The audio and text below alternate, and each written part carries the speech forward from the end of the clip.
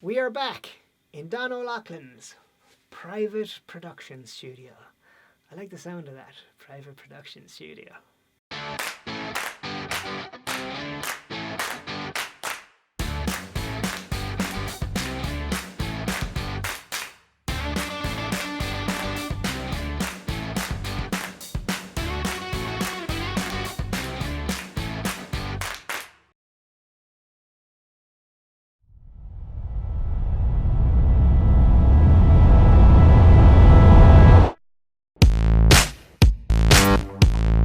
Did that grab your attention when the bass dropped and you saw me?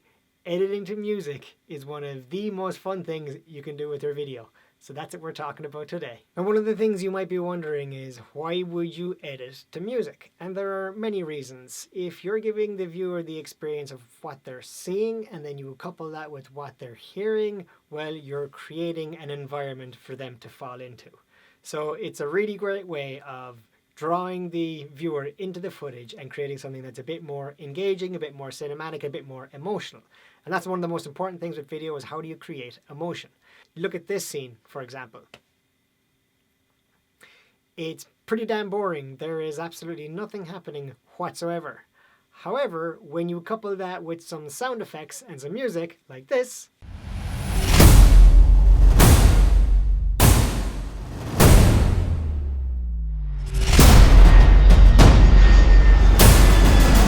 it's a bit more uplifting, it's a bit more engaging, you think that something's about to happen, and it really helps engage the viewer. So that's what we're going to get into today, is bringing video and audio together to create a good experience for your viewer. One thing to pay attention to when you're editing to music is that a lot of music follows a certain beat, and musicians know this because they're really damn good at catching on to the beat. But when you listen to things day to day, any song, it's typically 4, 8, 16, sometimes even 32 beats. And at that beat, something will change. Either the beat gets slower, or the beat gets faster, or a new instrument gets introduced. You're probably already able to do this subconsciously without even knowing it. You know when a song is about to kick in. You know when something's about to be introduced, or when the drummer changes his pattern, or the guitarist is about to lead with something else. Whatever it is, you subconsciously know the way the music is going to follow. So when you're editing to music, if you can follow that beat, you're creating an environment that your viewer is accustomed to. And if you're editing something and all of a sudden it skips a beat, well, your viewer is going to pick up on that. So let me show you a really quick example of editing to the beat.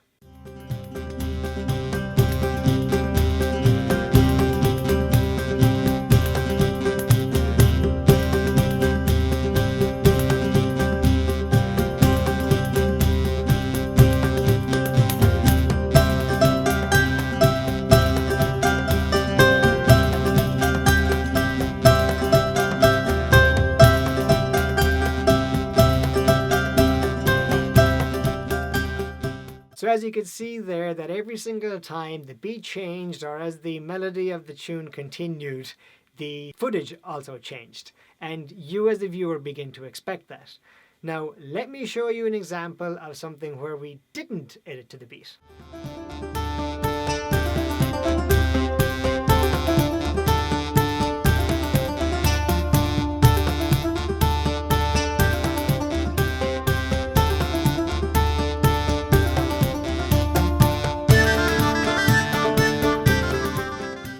So you can see the difference there. Editing to the beat makes a huge difference to what you're viewing. Now, let me show you an example of editing to the beat and then skipping a beat.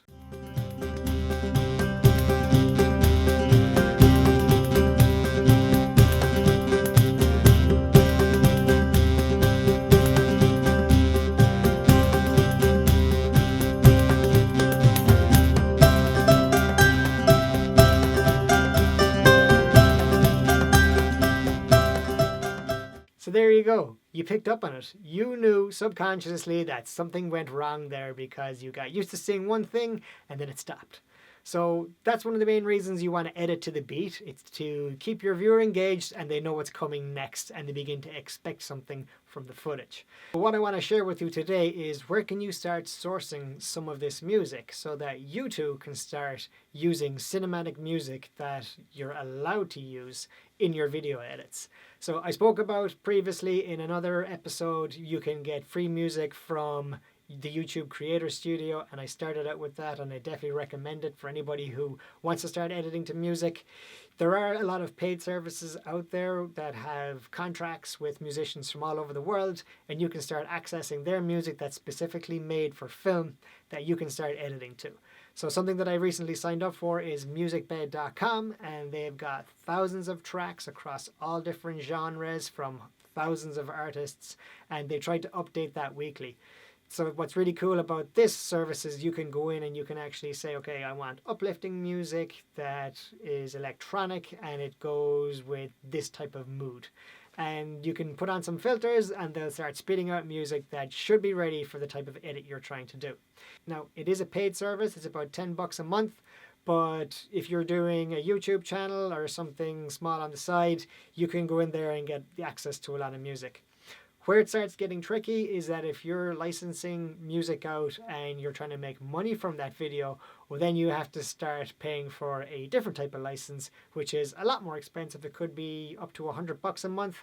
And in certain cases, depending on how big the audience is, you might have to pay thousands of dollars for the use of a single song. You want a pretty big audience to do that, but typically you can just pick a song you want. It might be $40-50 to use depending on the audience size that you have. But musicbed.com is definitely a really good choice for that. Another service you can use is soundstripe.com. I've browsed the music on this. It's pretty damn good. I haven't signed up for it just yet as I'm just getting used to MusicBed.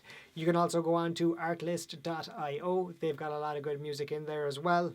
Another fantastic resource you can use is epicmicsound.com, and this is the one that actually sponsors Peter McKinnon, who's a huge YouTuber, and he speaks very highly of the service.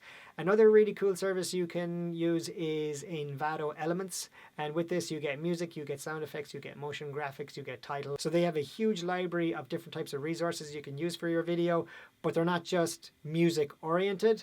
And from what I've seen online, the music they have isn't the greatest, but it's more like a broader production subscription you can use that might serve some of your needs just outside of music. So there's a few of the services you can use online to get good music for your editing room. There we have it. We're coming to the end of this two-part series, not a three-part series. This one was a two-part series on creating a cinematic intro, why you want to do it, some of the tools you can use to make a cinematic intro, how you can grab people's attention online pretty quickly, pay attention to your frame rates, play around with that, try and make something that is actually pretty damn boring look interesting, because that's how you're going to grab people's attention, and that's what creativity is all about, is making boring things looking cool. And then we spoke about where you can get good music for your video. There's some free options, there's paid services, and if you start growing and getting pretty damn big, well, you can start licensing out music because you're making money from your videos. So those are some cool places you can check out to get some good music. And we also spoke about editing to the beat. Go home, practice that, think about the beat, start paying attention, 4, 8, 16, how often does the beat change, when does percussion come in, and above all, try to create emotion with your video, whether it's happy, it's sad, it's energetic, whatever it is. If you can keep the edit in mind as you're shooting, and then you already have the music in mind before you start editing, well, you're already ahead of the game. So those are some cool tips and tricks that we went over in this two-part series about creating cinematic intros. So that's it from me this week, folks. Thanks very much for tuning in. Please do subscribe to the channel. I'm looking to bring out more tutorials, more edits, more videos on a weekly basis. So if you follow along, your video skills are going to get better as mine improve. So like I said, please do subscribe to the channel, and I'll see you in the next video.